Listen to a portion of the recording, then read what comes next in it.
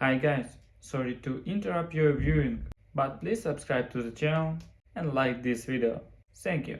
When I first told my parents and brother that his fiancée was cheating on him, they laughed in my face, called me a liar, and cut me out of their lives. Now, years later, as he's going through a messy divorce, they're begging me to testify, and I'm not sure I'll ever forgive them enough to do it.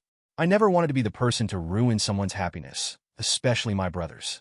He'd been over the moon since meeting Emily. They were the couple everyone admired. She was polished, sweet, and had this magnetic energy that made you want to like her, even if you didn't trust her. That was always my issue with Emily. Something about her felt too perfect, too calculated, but I never said a word. My brother Jake loved her, and that was enough for me to bite my tongue. Until I couldn't anymore. It was a random Wednesday afternoon, and I had taken an early lunch break from work. I decided to grab coffee at this small cafe I love. As soon as I walked in, I saw her. At first, I thought, oh, what a coincidence. But then I noticed she wasn't alone. Emily was sitting at a corner table with a guy who wasn't Jake. And they weren't just talking, they were leaning in close, their hands brushing in that deliberate way people do when they're testing boundaries. I tried to convince myself it wasn't what it looked like. Maybe he was an old friend or a coworker. I grabbed my coffee and sat near the counter, trying not to stare. But then, as I was scrolling through my phone, I heard her laugh, loud and flirty. When I looked up, the guy was holding her hand across the table, his thumb tracing little circles on her palm. And then they kissed. Not a friendly peck, either a full-on, passionate kiss that left no room for misinterpretation. My stomach churned. My first instinct was to confront her, to walk over and say, "What the hell do you think you're doing?" But I froze. I wasn't sure what to do. Instead, I pulled out my phone and discreetly took a picture. It felt sleazy, like I was violating her privacy, but I knew Jake wouldn't believe me without proof. He adored her. If I just told him what I'd seen, he'd probably accuse me of misunderstanding. I had to have something solid. The rest of the day, I couldn't focus on anything. My mind kept replaying what I'd seen. By the time I got home, I was a wreck. How do you even start that kind of conversation? "Hey Jake, your fiancé is cheating on you. I have a picture to prove it. Don't hate me forever, okay?" Jake came over that evening, as he often did. He had this easygoing confidence about him, the kind of vibe that made you want to tell him your problems. But this time, I wasn't sure if I could. He looked so happy, talking about how they were planning their wedding. He even showed me pictures of a venue Emily loved. As he talked, my heart sank further. How was I supposed to shatter his world? "Jake," I started, my voice shaking. He paused mid-sentence, raising an eyebrow. "I need to tell you something. It's about Emily." "What about her?" he asked, smiling as if he already knew it was going to be something positive. I took a deep breath. "I saw her today, at a coffee shop, with someone else." His smile faded, but he didn't interrupt, so I kept going. "They were holding hands, Jake. They kissed." My throat tightened, but I forced myself to keep talking. "I took a picture. I didn't know if you'd believe me otherwise." For a second, he just stared at me, like I'd spoken a foreign language. Then his expression hardened. "You're joking, right?" "I wish I was." I pulled out my phone and showed him the picture. His eyes narrowed as he looked at it, but instead of anger or sadness, all I saw was disbelief. He shoved the phone back at me. "That could be anyone," he said sharply. "It's blurry. And even if it is her, you don't know what's going on. Maybe it's a misunderstanding." "Jake, I was there," I insisted. "I saw them. There's no misunderstanding. She's cheating on you? Why are you doing this?" He snapped, his voice rising. "Is it because you don't like her? Because you're jealous? What? You can't stand that I'm happy for once?" His words hit me like a punch to the gut. "What? No. I'm trying to help you." "Help me," he scoffed. "By making up lies about the woman I'm going to marry? Yeah, real helpful?" I was stunned. "Jake, I wouldn't lie about something like this. You know me better than that." "Do I?" He grabbed his jacket and stormed toward the door. "You know what? I need to talk to Emily about this. Don't bother calling me until you're ready to apologize." I sat on the couch, staring at the door long after he left. My hands were shaking, and my stomach was in knots. I couldn't believe how quickly everything had gone sideways. I thought he'd be upset, sure, but I never expected him to accuse me of lying. He'd always trusted me before. How had Emily managed to blind him so completely? The next morning, things got even worse. My mom called me, her voice tight and angry. "What's this nonsense about you accusing Emily of cheating?" she demanded. "She's cheating, Mom. I saw her with another guy." "Stop it. She cut me off." Emily explained everything. "She said you've always had it out for her. and now you're trying to sabotage their relationship. I don't know what's gotten into you, but this has to stop. You're going to lose your family if you keep this up." Her words hit me like a brick. I realized then that Emily had already gotten to them, spinning some story to make herself the victim. And just like that, my parents believed her over me. By the end of the week, Jake stopped returning my calls, and my parents stopped inviting me over. It felt like my whole world had crumbled, all because I tried to protect my brother from a woman who didn't deserve him. When I finally worked up the courage to tell Jake about what I'd seen, I didn't think it would be easy, but I also didn't expect it to turn into a complete disaster. The memory of him sitting on my couch that night is burned into my mind. He was so happy, obliviously scrolling through pictures of wedding venues on his phone, his excitement radiating with every word. I remember thinking, how do you break someone like this? I sat down across from him, heart pounding so loudly in my chest that I thought he might hear it. I fiddled with the edges of my phone case, trying to steady my shaking hands. "Jake," I said finally, my voice quieter than I intended. "What's up?" he replied, still smiling as he scrolled. "There's something I need to tell you. It's about Emily." That got his attention. He put his phone down and leaned back, looking at me curiously. "What about her?" I took a deep breath, trying to gather my thoughts. "I saw her today, at a coffee shop. She wasn't alone." His brow furrowed slightly, but he didn't say anything, so I kept going. "She was with another guy. They were holding hands, and they kissed, Jake. I saw it." For a moment, he just stared at me, processing what I'd said. His expression was unreadable, and for a second, I thought maybe he believed me. But then his face darkened. "What are you talking about?" he said, his voice cold and sharp. I reached for my phone, pulling up the photo I'd taken. "I know it's hard to believe, but I took this. I wanted you to see for yourself." He looked at the photo, his jaw tightening. "This is blurry," he said flatly. "You can't even tell if that's her." "Jake, I was there. I saw them with my own eyes." "It's her," I insisted. He shook his head, letting out a humorless laugh. "You gotta be kidding me. This is what you've been stewing over? A blurry picture and some wild assumptions? What? Do you hate her that much?" "Hate her?" I asked, completely taken aback. "Jake, I don't hate Emily. I have no reason to. I'm telling you this because I care about you." "Yeah, right," he snapped, standing up abruptly. "You've never liked her. I've seen it. You've always had this weird vibe, like you think she's not good enough for me. But this is low, even for you." His words stung like a slap across the face. "You think I'd make this up?" "Jake, I'm trying to help you. She's cheating on you, and you're too blind to see it." "Don't," he warned, pointing a finger at me. "Don't talk about her like that. You're just jealous because I'm happy, and you're bitter. Admit it. Jealous?" I repeated, my voice rising. "Are you even hearing yourself right now? Why would I be jealous of her? I just want you to see the truth." But he wasn't listening anymore. He grabbed his jacket and headed for the door. "I need to talk to Emily about this," he said, his voice dripping with anger. "And until you're ready to apologize for this bullshit, don't bother calling me." The door slammed behind him, leaving me alone in a silence, so heavy it felt like the walls were closing in. I sat there, stunned, replaying the argument in my head. How had everything gone so wrong? The next morning, my phone buzzed with a call from my mom. At first, I thought maybe Jake had cooled off and talked to her. Maybe she called to mediate or help us patch things up. But the moment I picked up, her voice was sharp and cold. "What the hell is wrong with you?" she demanded, skipping any sort of greeting. "Excuse me?" I said, still groggy from the night before. "Emily just called us, in tears, saying you accused her of cheating on Jake," she said. "What kind of sick game are you playing?"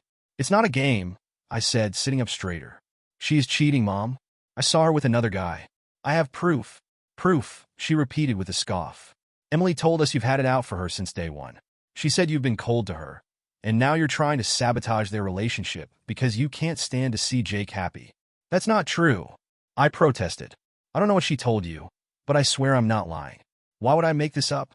"I don't know," she said harshly. "But I'm telling you now, if you don't drop this, you're going to ruin this family. Do you really want to be the reason your brother loses the love of his life?" I couldn't believe what I was hearing. My own mother was accusing me of being jealous and vindictive, all because Emily had spun some story to protect herself. "Mom, please," I said, trying to stay calm. "I wouldn't do this if I didn't know for sure. I'm trying to protect Jake." "No, you're trying to destroy him," she said. "I don't want to hear another word about this, and I suggest you apologize to Emily before this gets any worse." She hung up before I could respond, leaving me sitting there with the phone still pressed to my ear. By the end of the week, the fallout was complete. My parents stopped answering my calls, and Jake completely cut me off. They had all rallied around Emily, believing her lies over the truth I was trying to share. I'd lost my family, not because of what I did, but because they refused to see who Emily really was. The betrayal cut deeper than I ever could have imagined. I had always thought of my family as unshakable, a constant I could rely on no matter what. But now, I realized how easily that foundation could crumble when trust was replaced with doubt. For the first time in my life, I felt truly alone. At first, it felt like I was living in a bad dream.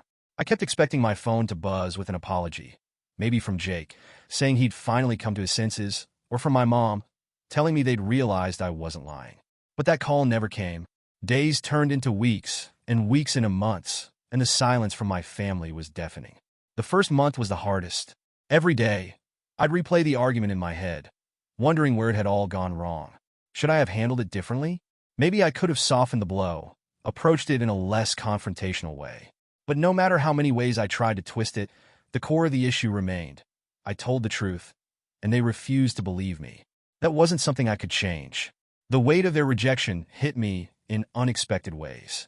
Grocery shopping felt lonelier without Jake texting me silly questions about what brand of cereal he should buy. Weekends were hollow without family dinners, where we'd laugh and catch up. Even little things, like seeing my mom's favorite flowers at the market or hearing a song my dad loved, became painful reminders of how much I'd lost. Eventually, the sadness began to harden into anger. The betrayal cut deep, and the more I thought about it, the more it stung. How could they believe Emily, someone they'd only known for a few years, over me? I'd been there for Jake my whole life. I'd celebrated his victories, picked him up when he was down, and stood by him through everything. And yet, when it came down to it, my word wasn't enough. That realization was like a cold slap in the face. If my own family couldn't trust me, then what was the point of clinging to the hope that they'd come around? I decided I couldn't keep wallowing in the pain. If they were going to choose Emily over me, then I had to choose myself. I threw myself into work, taking on extra projects to keep my mind occupied. My coworkers became my pseudo-family, and I started saying yes to social events I would have normally skipped. I joined a local book club, started going to yoga classes, and even reconnected with some old friends I hadn't seen in years. Slowly but surely, I started building a new life for myself. It wasn't easy.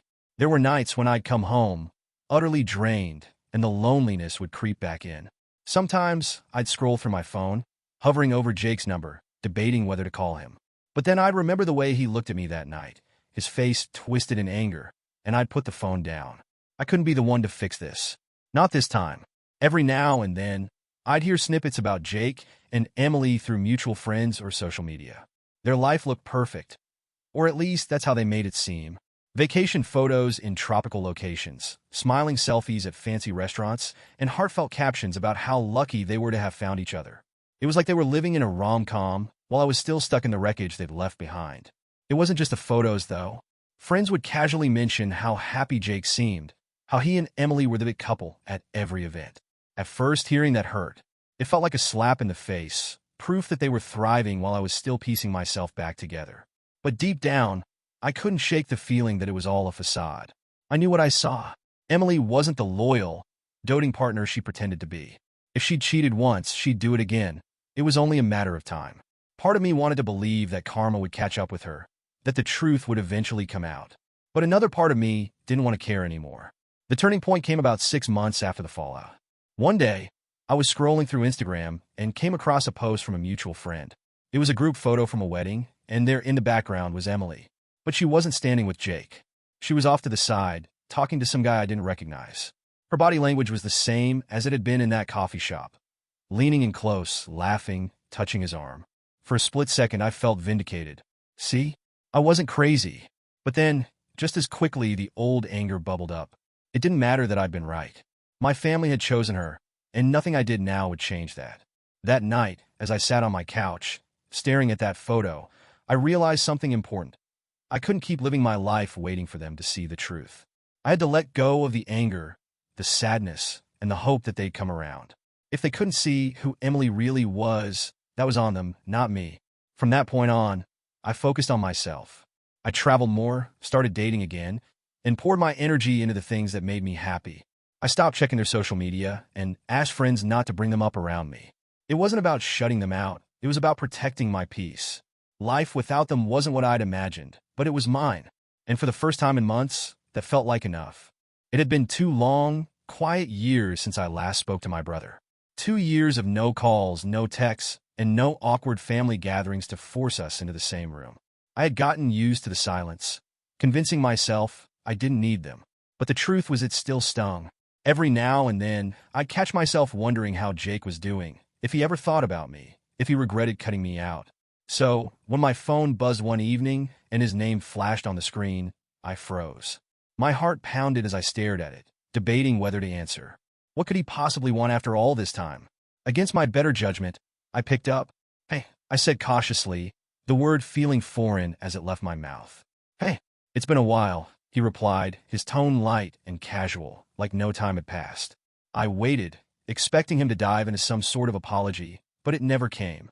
Instead, he launched into a monologue about his life. He told me about his promotion at work and the new house he and Emily had just bought. He painted this picture of domestic bliss, how they decorated the living room, the garden Emily had been tending to, the trips they'd taken together. "She's amazing," he said at one point, his voice brimming with pride.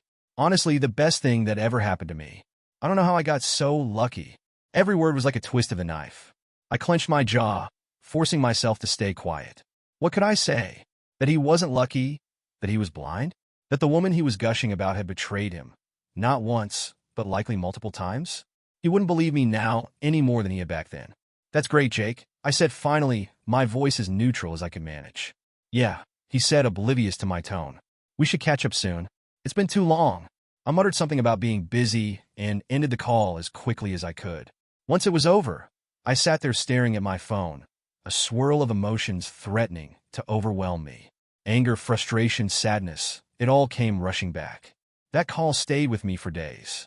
I replayed his words over and over, the smugness in his tone, the way he spoke about Emily like she was some flawless goddess. It was infuriating. He had no idea who she really was, and he didn't want to know. But as much as I tried to push it out of my mind, a part of me couldn't stop thinking about Emily. I knew what I'd seen all those years ago. There was no doubt in my mind that she'd cheated on him then. And if she'd done it once, she'd do it again. People like that don't just change.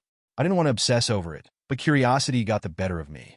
One night, I found myself scrolling through social media, searching for any signs of trouble in their picture-perfect life. But every post told the same story. Vacations, date nights, parties with friends. Emily was always smiling, always glowing, always the center of attention. Still, there were cracks if you looked closely enough. In one photo, Jake was standing slightly off to the side, his smile not quite reaching his eyes. In another, Emily was with a group of friends, laughing and posing, but Jake was nowhere to be seen. They were small things, subtle enough that most people wouldn't notice, but I did. A few months later, I heard through a mutual friend that Emily had been spotted out with another man. At first, I brushed it off. Gossip was nothing new, and I didn't want to get sucked back into their drama. But the more I thought about it, the more it gnawed at me. I debated whether to reach out to Jake.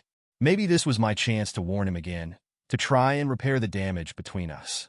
But then I remembered how he'd reacted the first time, how quick he'd been to dismiss me and call me a liar.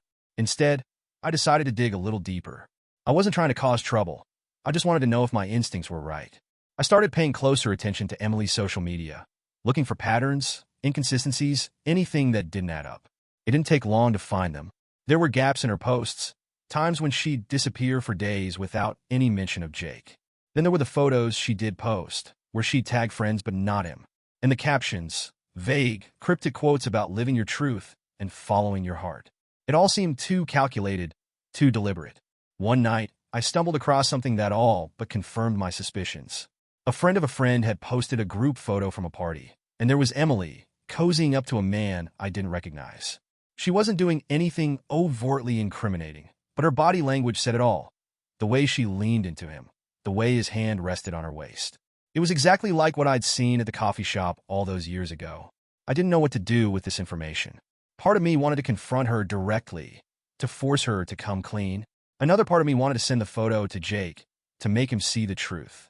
But deep down, I knew it wouldn't matter. Jake wouldn't believe me. He was too invested in the fantasy he'd built with Emily, too blind to see the reality staring him in the face. So I kept quiet, telling myself it wasn't my problem anymore. If Jake wanted to live in denial, that was his choice.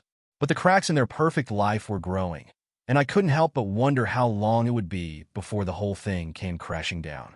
The first whisper started about a year after Jake's call. It wasn't much at first, just vague comments from mutual friends, little tidbits about Emily being seen with someone new. I tried not to pay attention. After all, gossip wasn't evidence, and I wasn't about to get involved in Jake's life again, especially not after everything that happened last time. But as the months went on, the whispers grew louder. People who used to rave about Jake and Emily as the perfect couple started hinting at tension. Then came the stories. Emily leaving events early with another guy, her car spotted at a hotel downtown late at night. It wasn't just idle chatter anymore. There were details, specifics that were hard to ignore. One friend even confided to me that she'd seen Emily out with a man who definitely wasn't Jake. They were in this little corner booth at the bar, she said. I don't know, it just felt too intimate to be innocent, you know? Hearing that gave me a sick sense of déjà vu. I could picture it so clearly. Emily leaning into another man, her laugh just a little too flirty, her touches just a little too familiar. It was the same scene I'd witnessed years ago, playing out all over again. My parents, of course, refused to believe any of it. They dug their heels in so deeply that even the most damning evidence wouldn't have swayed them. When I heard they were brushing off the rumors, it didn't surprise me. It's just jealousy, my mom said when a mutual friend brought up Emily's behavior. Jake and Emily have a great life, and people can't handle that. They just want to tear them down. Even my dad, who was usually more skeptical, seemed firmly on Emily's side. People love to spread lies, he said dismissively. Jake would tell us if something was wrong. I wanted to laugh when I heard that. Jake? Tell them something was wrong? He was the same person who'd called me a liar when I tried to warn him. There was no way he'd admit to cracks in his perfect facade. Not to them. Not to anyone. Jake, for his part, stayed silent. He wasn't the kind of person to air his dirty laundry, and if there were issues between him and Emily, he certainly wasn't going to let the world know. But silence isn't the same as denial. I saw him once at a mutual friend's birthday party. It was the first time we'd been in the same room in years, and the tension was palpable. He avoided me at first, sticking close to Emily, who was as radiant and charming as ever. But later in the evening, I caught him alone at the bar, nursing a drink. Jake, I said, approaching cautiously. He turned, his expression guarded. Oh, hey. For a moment, we just looked at each other, the weight of everything unsaid hanging between us. You doing okay? I asked finally. Yeah, he said quickly, too quickly. Why wouldn't I be? I wanted to push, to ask him about the rumors, to tell him I was still here if he needed me. But I held back. He wasn't ready to hear it, and I wasn't ready to get dragged back into his mess. The breaking point came a few weeks later. A friend sent me a screenshot of a social media post. Emily, arm in arm with a man I didn't recognize at a wine tasting event. The caption read, "So grateful for nights like these." Jake wasn't tagged. It didn't take long for people to start talking. Comments ranged from curious to outright accusatory. "Where's Jake?" one person asked. Another wrote, "Looks like a cozy night for two." The post disappeared within hours, but the damage was done. Screenshots spread like wildfire. And by the next day, everyone in our circle was buzzing about Emily's mystery man. Still, Jake stayed silent. He didn't address the rumors, didn't defend Emily, didn't do anything to suggest he even knew what was going on. It was like watching someone cling to a sinking ship, too afraid to admit it was going under. I wanted to reach out, to tell him I knew how he felt. But every time I thought about picking up the phone, I remembered the last time I tried to help him. I'd done everything I could to warn him, and it had cost me my relationship with my family. Now, as much as I hated to see him suffer, I couldn't bring myself to get involved again. It wasn't my responsibility to save him from his own choices. If he wanted to live in denial, that was his decision. Still, I couldn't help but wonder how long it would take for the truth to catch up to him. The cracks were getting bigger, and the weight of the facade was becoming too much to bear. It was only a matter of time before everything came crashing down. For now, all I could do was watch from a distance, hoping that when it finally happened, he'd remember who had tried to warn him all along. It was a regular Tuesday afternoon when my phone buzzed with a message from my mom. "Call me when you can," it read. No context, no explanation, just those 4 words. I stared at the screen for a moment, debating whether to respond.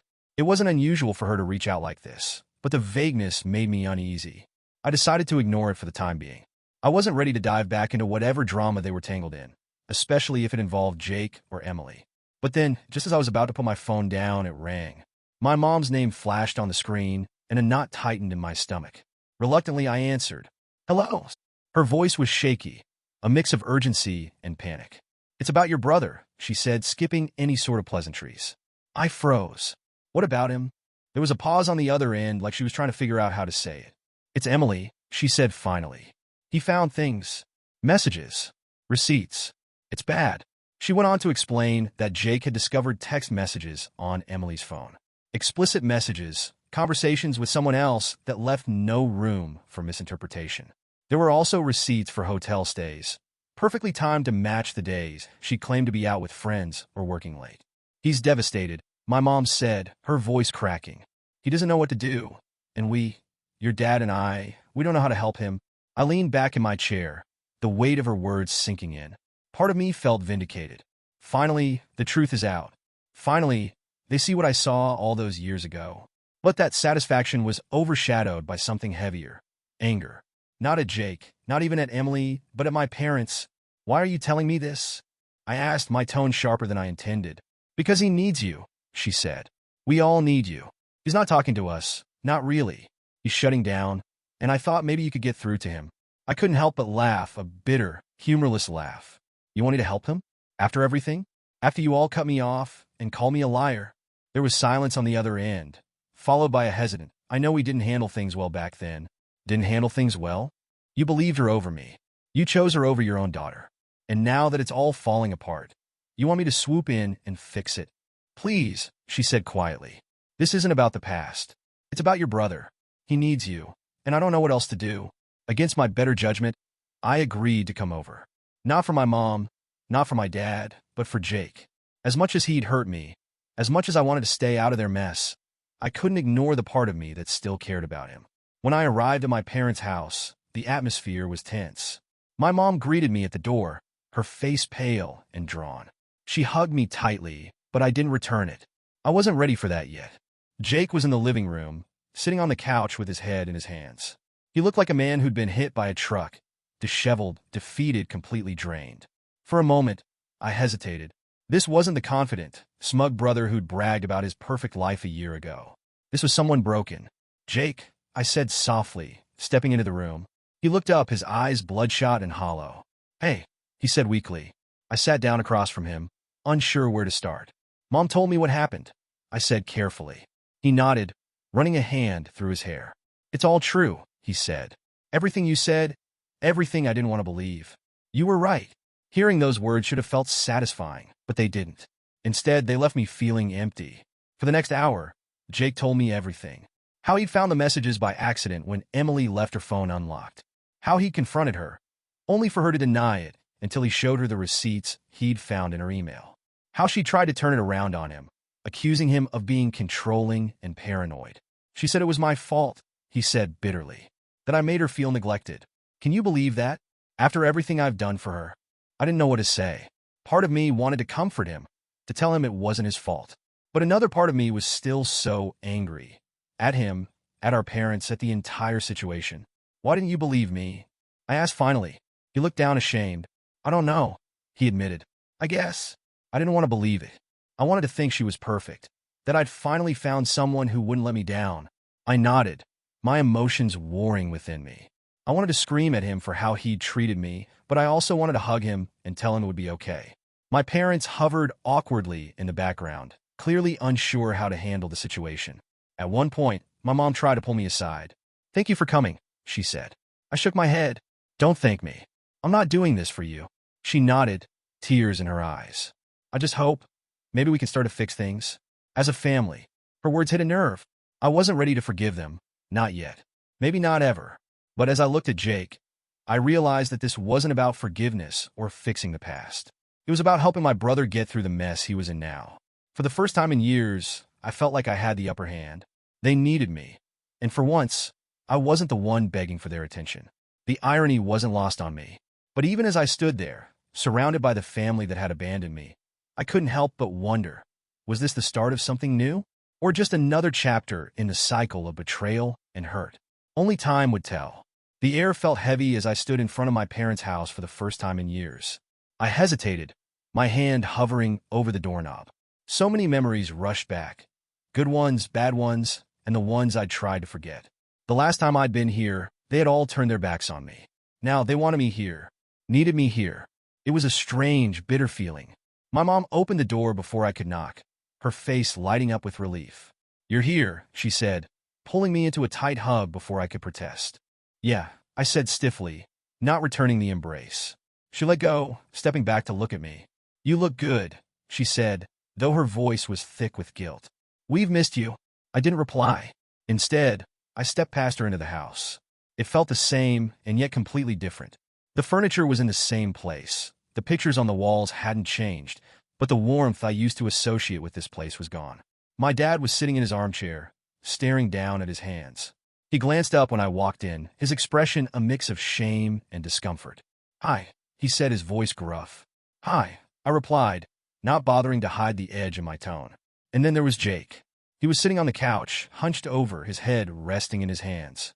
He looked up when I walked in, and for a moment, I saw a flicker of something in his eyes. Relief, maybe? Gratitude? It was hard to tell. "Hey," he said softly. I nodded. "Hey." We sat in tense silence for a while, the weight of everything unspoken hanging in the air. It was my mom who finally broke it. "Jake, he needs your help," she said, her voice trembling. I glanced at him. He looked like a shadow of the confident, self-assured person I used to know. His face was pale, his eyes hollow. It was hard to believe this was the same person who'd cut me off so easily, who'd chosen Emily over me without a second thought. "What kind of help?" I asked, though I had a feeling I already knew. Jake spoke up, his voice low and strained. "Emily's trying to claim I was abusive," he said. "She's saying that's why she cheated, because I was controlling and manipulative and—" He trailed off, running a hand through his hair. "It's all lies." My mom jumped in. "We need you to testify," she said. "You can tell the court what you saw, what you know about her, that she's not who she pretends to be." I sat back, crossing my arms. "You mean you want me to talk about how I caught her cheating on him years ago?" My mom nodded eagerly. "Yes, exactly. It could make all the difference." I looked at Jake. "And you think that's a good idea? Bringing me into this?" He hesitated, then nodded. "I don't have anyone else," he said quietly. "You were right about her, and I was too stupid to see it. I need you to help me prove it." For a moment, I didn't say anything.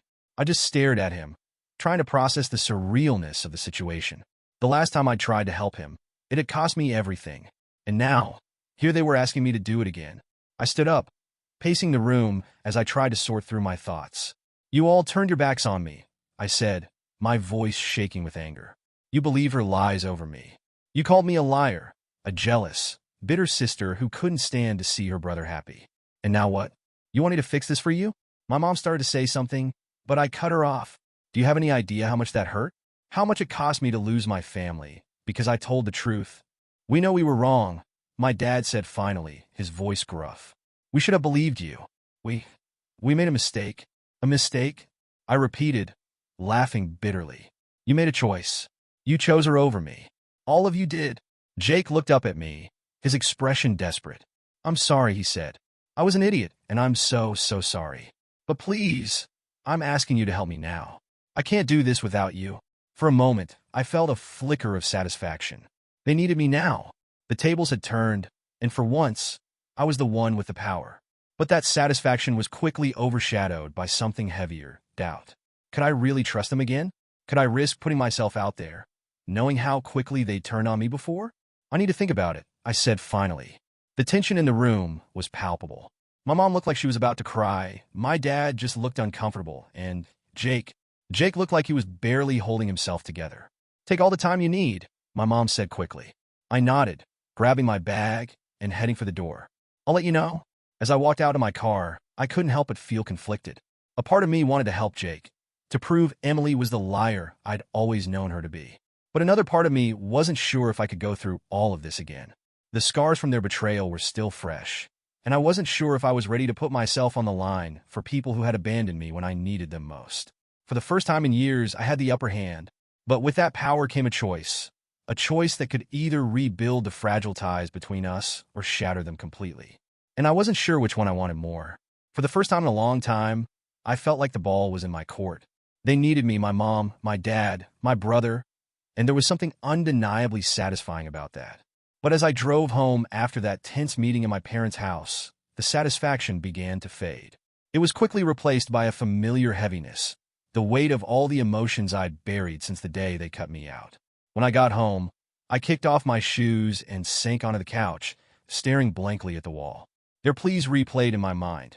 My mom's desperate tears, my dad's stilted apology, Jake's broken voice as he begged me to help him. And beneath all of that, the raw pain of their betrayal lingered, a wound that still hadn't fully healed. I didn't know what to do. Part of me wanted to rush to Jake's defense, to stand up in court and lay bare all the truths Emily had tried to hide. But another part of me, the part that remembered the nights I cried myself to sleep, the holidays spent alone, the silence that stretched between us for years, wanted to walk away and let them deal with the mess they created. The next day, my phone rang again. It was Jake. "Hey," he said when I answered, his voice tentative. "Can we talk?" I sighed, already feeling the exhaustion creep in. "What is there to talk about, Jake? I told you I needed time."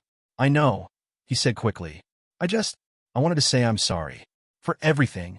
For not believing you, for cutting you off, for being such an idiot. I should have listened to you back then. I see that now."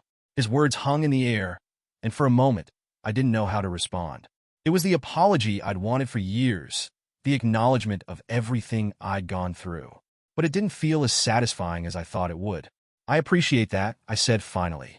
"But you can't expect me to just forget how you all treated me. Do you have any idea how much that hurt? How alone I felt?" "I know," he said quietly, "and I'll never forgive myself for that. But I'm asking you now, not as your brother, but as someone who's drowning. I need you, okay? I don't deserve your help, but I'm begging for it anyway." His voice cracked on the last word, and I felt my resolve waver. Jake had always been the strong one, the one who had it all together. Seeing him like this, broken, vulnerable, was jarring. But that didn't erase the past. "I'll think about it," I said again, before ending the call. The next few days were a blur of overthinking. I replayed every conversation, every moment that had led us to this point. I thought about the times Jake had been there for me growing up, the time he punched a guy who'd bullied me in school, or the way he used to sneak me candy when I was grounded. But I also thought about how easily he discarded me when it mattered most. And then there were my parents. My mom's tears had felt genuine, but I couldn't ignore the bitterness that bubbled up whenever I thought about her words. "You're going to ruin this family if you keep this up." That's what she'd said to me back then, when I was trying to protect Jake from the very woman who had now destroyed him. By the end of the week, I still didn't have an answer. I knew that testifying would help Jake, but it wouldn't fix the damage they'd done. Nothing could. That weekend, they called a family meeting. My mom was the one who organized it, texting me a time and place like we were a functioning family that regularly got together for brunch. I debated whether to go, but curiosity won out. We met at their house, in the same living room where they'd once called me a liar. My mom had baked cookies, as if homemade desserts could erase the years of pain. "We just want to talk," she said when I walked in. "No pressure, no expectations. We want to clear the air." I sat down, arms crossed, waiting for them to start. My dad spoke first, his tone stiff and uncomfortable. "We owe you an apology," he said. "We should have believed you. We should have trusted you."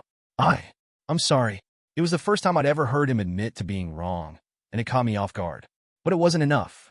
My mom chimed in, her voice trembling. "We know we failed you. We let you down, and we'll regret that for the rest of our lives. But we want to make it right. Please, let us make it right." Jake didn't say much, but the look in his eyes said it all. He was pleading with me silently, begging for forgiveness, for help, for something I wasn't sure I could give. "I don't know if I can do this," I said finally. My voice was steady, but inside, I was trembling. "You want me to stand up and testify for Jake to help him expose Emily. And I get that. But what about me? What about everything you put me through? Do you even realize what it was like for me?" They didn't respond, their silence confirming what I already knew. They hadn't thought about it. "Not really. I'll be honest," I continued. "I don't trust you. Any of you. And I don't know if I ever will." My mom started to cry, and my dad looked away, but Jake just nodded. "That's fair," he said quietly. "But I'm asking anyway." In the end, I told them the same thing I'd been saying all week. I needed more time. I wasn't ready to forgive them, and I wasn't sure if I ever would be. The hurt ran too deep, and the wounds were still too fresh. As I left their house that day, I felt a strange sense of relief. For the first time in years, I was standing my ground. I wasn't bending over backward to make them happy, and I wasn't letting their guilt manipulate me. Whether or not I decided to testify, one thing was clear: I was finally in control. And that was a feeling I wasn't willing to give up. I knew my decision wasn't going to sit well with them, but I wasn't prepared for how quickly things would escalate. The day after I told them I wasn't sure I could testify, my phone buzzed relentlessly with texts and calls. At first, I ignored them, thinking they'd eventually back off and give me the space I'd asked for. But they didn't. My mom was the first to crack. She sent me a string of texts, each one more emotional than the last. How can you turn your back on your family like this? Jake needs you. Don't let one mistake ruin everything. Family is supposed to stick together, no matter what. Her words stung, but they also infuriated me. One mistake? Was she seriously calling years of betrayal and abandonment one mistake? I didn't respond. Then came the call from my dad. It wasn't long or emotional like my mom's texts. It was cold and to the point. You're being selfish, he said. You're punishing your brother when he's already at his lowest. I thought you were better than this. I hung up before he could say anything else. Jake, surprisingly, was the last to reach out. When he finally called, I hesitated before answering. I wasn't sure I could handle another guilt trip, especially from him. But something about the way he'd looked at me during that family meeting stuck with me. And against my better judgment, I picked up. Hey, he said quietly. Hey. There was a long pause before he spoke again. So, this is it, huh? You're just gonna walk away? I sighed, rubbing my temples. Jake, it's not that simple, isn't it? He shot back. You're mad at me, I get that. But this isn't just about us. Emily's trying to ruin my life, and you have the power to help me stop her. And you're choosing not to. Do you know how that feels? His words hit a nerve, but I refused to let him guilt me. Do you know how it felt when you called me a liar? When you cut me out of your life and didn't even look back? Because that's what I'm still dealing with, Jake. You don't get to show up now and act like I owe you something. I know I screwed up, he said, his voice cracking. I've apologized for that. What more do you want from me? I hesitated. What did I want? An apology wasn't going to erase the years of hurt or fix the trust he'd broken. But part of me wondered if I was being too harsh, if holding on to that anger was doing more harm than good. I don't know, I admitted. I need time. Time, he repeated bitterly. Well, I don't have time, okay?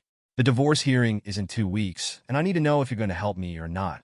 I didn't respond, and after a few moments, he sighed. You know what? Forget it. I should have known better than to ask. He hung up before I could say anything else. The fallout from my decision rippled through every part of my life. My parents stopped reaching out entirely after that, and Jake's silence felt heavier than I expected. Even though I'd told myself I didn't need them, the distance stung. For so long, I'd wanted them to understand how deeply they'd hurt me. But now that they were finally feeling some of that pain, it didn't feel as satisfying as I'd imagined. Friends started asking questions too. Word had gotten around about the divorce, and people wanted to know why I wasn't stepping in to help. He's your brother, one friend said pointedly. Don't you want to see him get justice? It's complicated, I replied every time, but the truth was, it wasn't. I just didn't want to put myself through that kind of emotional turmoil again. Not for people who had proven they couldn't be trusted. Despite everything, I couldn't stop thinking about Jake. I knew he was struggling, and as much as I wanted to protect myself, I couldn't ignore the nagging guilt in the back of my mind. He wasn't just my brother. He was someone I'd loved and looked up to for most of my life. And now, he was falling apart. One night, I found myself scrolling through old photos on my phone. There was one of us from a family trip years ago, long before Emily came into the picture. We were sitting on the beach, laughing at something ridiculous, our arms around each other like nothing in the world could come between us. Looking at that photo, I felt a pang of grief for the relationship we used to have. I missed him, even after everything, but was missing him enough to justify putting myself back in the line of fire? In the end, I stood my ground. I wasn't trying to punish Jake or my parents. I just needed them to understand that their actions had consequences. Trust wasn't something you could rebuild overnight, and forgiveness wasn't something you could demand. For the first time in years, I felt like I was in control. I wasn't the scapegoat anymore, the one who always bent over backward to keep the peace. I was setting boundaries, protecting myself, and it felt good. But it was also lonely. As much as I hated to admit it, I missed having a family. I missed the closeness we used to share, the unconditional support I used to take for granted. And now, as I stood in the middle of the wreckage, I couldn't help but wonder if I'd made the right choice. Because even though I finally had control, it came at a cost, and I wasn't sure if I was ready to pay it. The day of Jake's divorce hearing came and went without me. I hadn't testified, and I hadn't even shown up to the courthouse. It wasn't an easy decision, but it was the one I needed to make for myself. The fallout from that choice reverberated through my family like an earthquake, leaving cracks and divides that might never heal. Jake didn't win the divorce battle, at least not the way he hoped. Without my testimony to counter Emily's accusations, the court had leaned heavily in her favor. She walked away with more than her fair share: the house, spousal support, and a chunk of his savings. Jake didn't just lose money. He lost friends, connections, and the confidence he'd once worn like armor. The man who had always seemed so untouchable, so sure of himself, was now a shadow of his former self. Mutual friends told me he'd taken to staying home most days, avoiding social events, and dodging questions about what had happened. I couldn't help but feel a pang of sympathy for him, but I also knew that his pain wasn't mine to fix. My parents, predictably, tried to mend the family bonds in their own awkward way. My mom started sending me texts every couple of weeks, pictures of the dog, updates about the garden, little snippets of her life that she thought might draw me back in. "I know we've made mistakes," she wrote in one message, "but I hope we can move forward. Family is too important to let go of." My dad was less direct. He'd occasionally call, his tone gruff but vaguely apologetic, asking how I was doing and if I needed anything. But no matter how many times they reached out, I couldn't shake the feeling that their attempts at reconciliation were rooted more in guilt than genuine understanding. I responded when I felt like it, keeping my answers polite but distant. It wasn't that I didn't care, I did, but I couldn't forget the way they'd turn on me when I needed them most. Forgiveness, I come to realize, wasn't something I could offer on their timeline. As for me, I threw myself into my own life. I picked up new hobbies, joined a hiking group, and started volunteering at a local animal shelter. I rebuilt my world piece by piece, filling it with people and activities that brought me joy. It wasn't easy. There were nights when the loneliness crept in, when I wondered if I'd made the right choice by walking away from my family. But those moments became fewer and farther between as time went on. The more I focused on myself, the more I realized how much weight I'd been carrying by trying to maintain relationships with people who didn't truly value me. One day, as I was scrolling through old photos on my phone, I came across a picture of Jake and me from years ago. We were standing in front of a Christmas tree, grinning like idiots with matching sweaters my mom had forced us to wear. I stared at the photo for a long time, letting the memories wash over me. I didn't feel the anger I used to feel when I thought about him. I didn't feel the sadness, either. Instead, I felt a quiet sense of clarity. I'd done everything I could to protect him, to warn him about Emily and spare him the pain he was now living through. But in the end, it wasn't my job to save him. He'd made his choices, just as I'd made mine. A few months after the divorce was finalized, I got a letter in the mail from Jake. It was handwritten, the shaky penmanship a stark contrast to the confident brother I used to know. "I don't know if you'll even read this," it began, "but I need to say it anyway. I'm sorry. For everything. For not believing you. For cutting you out. For letting Emily come between us. You didn't deserve that, and I don't blame you for not wanting to help me after everything I put you through. I don't know if we'll ever get back to where we were, but I hope someday we can. Until then, I just want you to know that I'm proud of you. For standing up for yourself. For building a life without us. For being stronger than I ever was. I'll never forgive myself for the way I treated you, but I hope someday you can. I miss you. Love, Jake." I read the letter twice, then tucked it away in a drawer. I wasn't ready to respond. Not yet. But for the first time, I felt like maybe, just maybe, there was a path forward. These days, when I think about that chapter of my life, I don't feel the anger or the bitterness that once consumed me. Instead, I feel peace. Walking away from my family was one of the hardest decisions I've ever made, but it was also the right one. Sometimes, doing the right thing means letting go of people, of pain, of the need for validation. It means choosing yourself, even when it feels like the loneliest path. I don't know what the future holds for me and my family. Maybe we'll find our way back to each other, or maybe we won't. Either way, I've made peace with it. The truth is a way of coming out, whether we're ready for it or not. And when it does, all we can do is decide what we're willing to hold on to and what we need to let go.